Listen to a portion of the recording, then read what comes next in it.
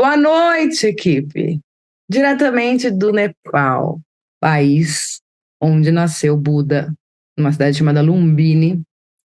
O Buda nasceu em Lumbini, naquela época era a Índia, saiu do seu castelo em Lumbini e depois o Buda seguiu seu caminho, fez o primeiro discurso, o primeiro sermão em Sarnath, onde eu estive, pertinho de Varanasi, e foi ter a sua iluminação na cidade hindu, na Índia, de Bodh Gaya.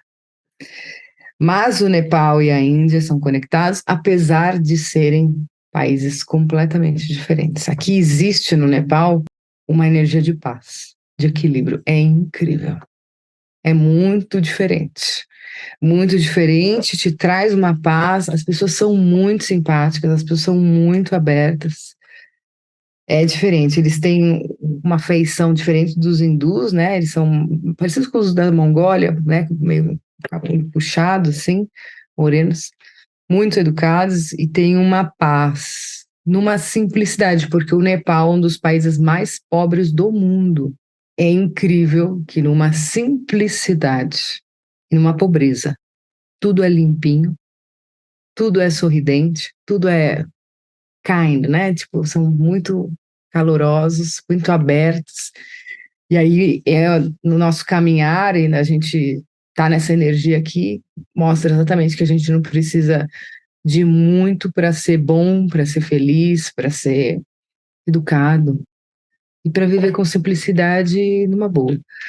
Não criticando a Índia, mas a Índia é muito dura em alguns aspectos, não somente na limpeza, mas no caos, né? Os hindus, eles têm alguma coisa de um caos externo e uma paz interna. É algo contraditório, é tudo junto e misturado na Índia. Então você vive a terra de provas e expiações muito forte na Índia. Então você vê mesmo pessoas, são 1 bilhão e 400 mil pessoas, né, na Índia. Então você vê gente de todos os tipos evolutivos. Então, assim, é evolução ali, você vê gente que está começando, gente que já é super sábio, tem de tudo, tem de tudo. E no Nepal tem uma coisa de uma unidade, assim, uma energia da natureza, do Buda, tem influência, né, gente? Não tem como. A maioria são budistas, mas tem hindus também. Um dos templos mais importantes dos 265 templos de Shiva, o mais importante fica aqui em Katmandu. E eu falo que o Shiva tá me perseguindo. Porque onde eu vou tá esse Shiva, gente. Tô brincando. Isso aconteceu com Michelangelo, o espírito de Michelangelo Buonarroti, que onde eu ia numa fase de viagem de missão, onde eu via tava o Michelangelo. Agora, onde eu vou tem o Shiva. E tem agora um templo mais importante de Shiva. Eu considerava o de Varanasi, que é o mais importante e famoso, né? Que eu acabei indo lá. E agora vamos nesse. Mas assim, aqui tem a maior estupa, em Katmandu, a maior estupa do mundo. O que é uma estupa? É, tipo, vamos dizer, a igreja, o templo dos budistas. Então, assim, de dimensão, né? Tá aqui no Nepal. Então, assim, um país incrível. Eu tô, assim, muito, muito impressionada. Sempre quis vir. A equipe em festa, quando chegou, assim, em festa, porque eles vão trabalhar coisas lindíssimas. E é um país que tem um monte que é o desafio pessoal de cada um de vocês e de cada pessoa que temos que entender que nós estamos nessa encarnação, escalando o nosso Everest. Aqui fica o Monte Everest, para quem assistiu todos os programas de aventura, né, que mostra a escala do Everest, é bem aqui. Eu não vou subir o Everest, a equipe me economizou essa, graças a Deus, o Francisco não teve essa ideia, mas o Everest, muito provavelmente eu vou ver do alto. A gente tem que entender que na nossa encarnação, nós temos um pico a ser atingido, uma montanha a gente tem que subir. E para subir essa montanha é por fases. E aqui no Monte Everest, a gente tem os base camps, né? Tem os acampamentos de base. Você não sobe direto a montanha. Acho que só tem um brasileiro, se eu não me engano, tá, gente? Eu preciso ver isso no Google. Acho que teve um brasileiro que só conseguiu chegar no topo do Everest, porque tem muita gente que morre no meio do caminho, por aí vai. Mas fazendo uma analogia com a vida, a gente caminha na base do Everest, sobe um pouco, tem um acampamento, tem outro, por aí vai. E vai ficando mais íngreme, mais difícil, mais frio, com grandes paisagens incríveis, com um ar que se respira diferente. E isso serve para a nossa vida. Pensa desde o seu nascimento. Você está subindo o seu Everest com uma equipe. E você vai parar em acampamentos. Existe essa equipe aqui, que leva às vezes a sua mala, que monta um acampamento. Como é que é isso? Quantas vezes você teve que se superar? E quantas vezes você está lutando para se superar? Pode ter uma nevasca aí no meio da sua vida. Pode ter um dia de sol que vai fazer a neve ficar um pouco mais fofa, mas até mais difícil de subir. Pensa em como que esse equilíbrio mental, a conexão com o alto e a sua predisposição para atingir seu objetivo são essenciais para você chegar no topo da sua montanha. Cada país que eu vou, existem ensinamentos, divindades, avatares, e o Buda é uma grande, grande história. Para quem não viu o filme, teve muitos filmes do Buda, mas aquele do Keanu Reeves tá bom. Aquele lá, Pequeno Buda. Tem outros filmes muito legais. Existem coisas que a gente tem que deixar de lado para poder seguir adiante.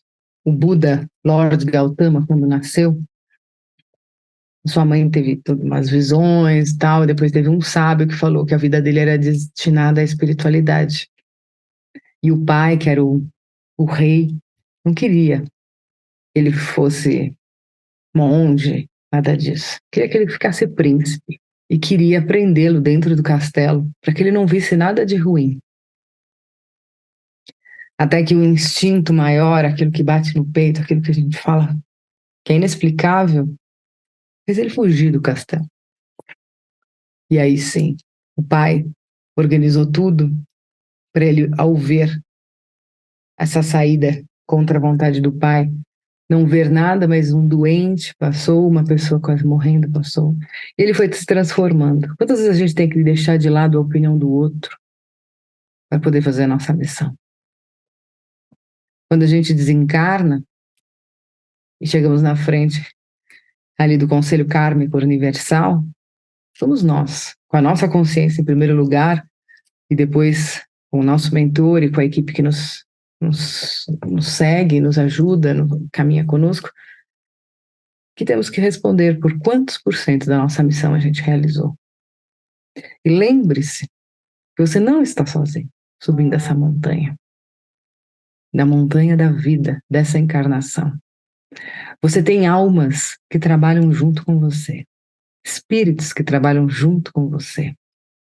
E esses espíritos estão trabalhando junto com você não somente porque eles gostam de você, e sim porque eles estão em missão com você. Se você desistir, eles também não têm trabalho para poder evoluir energeticamente. Imagine se no terço que acabamos de realizar não fosse feito. Quantas almas deixariam de rezar? Quantas almas deixariam de fazer o trabalho de proteção? Quantas almas deixariam de se conectar para ajudarem os homens na Terra? Quantos seres que estão aqui encarnados deixariam de receber? Uma pequena atividade espiritual no domingo traz muito mais benefícios, não só para os encarnados, mas para a Terra e para todos aqueles que estão conectados. Faz parte de um complexo energético de evolução. Todos nós estamos subindo a montanha. Todos nós temos o nosso Everest para subir. Demora, é duro. Às vezes tem tempestades. Mas nós temos uma equipe que monta os acampamentos base, uma equipe que leva os instrumentos corretos, uma equipe que aconselha e dá força para você dar o próximo passo, o próximo passo. E se Deus quiser, como diz Joana d'Arc, fincar a bandeira no topo da montanha e vencer mais uma vez essa encarnação. Essa é uma analogia que eu quero deixar para vocês essa semana. Não importa o que aconteça. Importa como você encara. Como que você encara a sua subida. Ninguém disse que ia ser fácil. Jesus mesmo aos apóstolos deixou bem claro. E todos eles, tirando João Evangelista, tiveram que dar o testemunho. Através do martírio. Se eles soubessem, naquele momento inicial, quando eles encontraram Jesus, se Mateus soubesse que seria martirizado em nome do Cristo, em nome da luz, será que ele aceitaria? Mas em alma ele aceitou. Em alma ele continuou. Em alma ele está aqui, hoje, como um grande espírito da luz que ajudou a humanidade.